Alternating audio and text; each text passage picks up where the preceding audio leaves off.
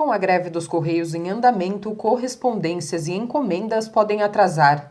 Para entender como ficam os direitos do consumidor, a repórter Elis Marina traz agora mais informações. Eu converso a partir de agora com o Rodrigo Tritapepe, ele que é diretor de atendimento e orientação do Procon São Paulo, que é a Fundação de Proteção e Defesa do Consumidor, para esclarecer algumas dúvidas. Muito obrigada pela sua presença. Muito obrigado a vocês também pelo convite, a Fundação sempre à disposição. Bom, para a gente começar, eu acho que seria importante a gente entender, nessa relação com o Correio, quem é o consumidor?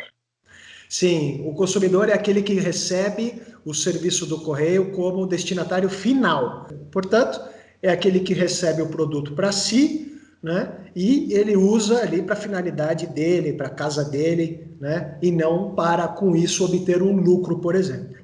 Se o serviço não é prestado a contento, especialmente nessa época de greve, como deve agir o consumidor? É uma prestação de serviço regulamentada pelo Código do Consumidor, e qualquer coisa que saia do que se espera de uma contratação, quer dizer, você contratou o Correio para que ele te entregue uma carta, um pacote, e você não recebe por culpa do Correio, ele tem responsabilidade.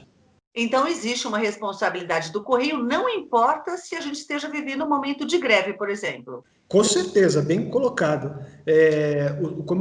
Os serviços do Correio, ele se estende aí desde dos primórdios da nossa história, e assim continuará, e não é pela pandemia que houve um descontrole, né? Apesar do comércio online ser o maior expoente da pandemia, no aumento de vendas e de resultados financeiros que a gente acompanha pela imprensa, também são os campeões de reclamação. E muitas das entregas do comércio eletrônico se faz pelo serviço do Correio, né? Então, você compra o produto e o Correio não entrega, mas aquela loja que te vendeu, ela postou o serviço, o produto, perdão. Mas nesse caso, ela optou em fornecer pelo Correio, ela é responsável. Então, o consumidor que comprou algo que o Correio não entregou pela sua greve, o fornecedor do produto é responsável pelo desfazimento do negócio ou por entregar o produto de uma outra maneira. Não é pela falta do Correio que a relação de compra fica prejudicada e a responsabilidade passa a ser do Correio, muito pelo contrário. Uma dúvida frequente, entrega de boletos, por exemplo, atraso justifica a falta de pagamento?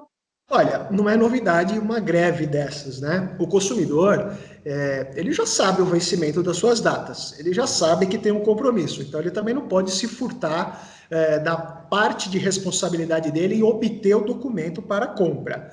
Por outro lado, o fornecedor também não pode criar mecanismos que dificultem esse acesso. Existe muita gente que não tem internet ou que tem deficiência para usar a ferramenta tecnológica, então não basta dispor.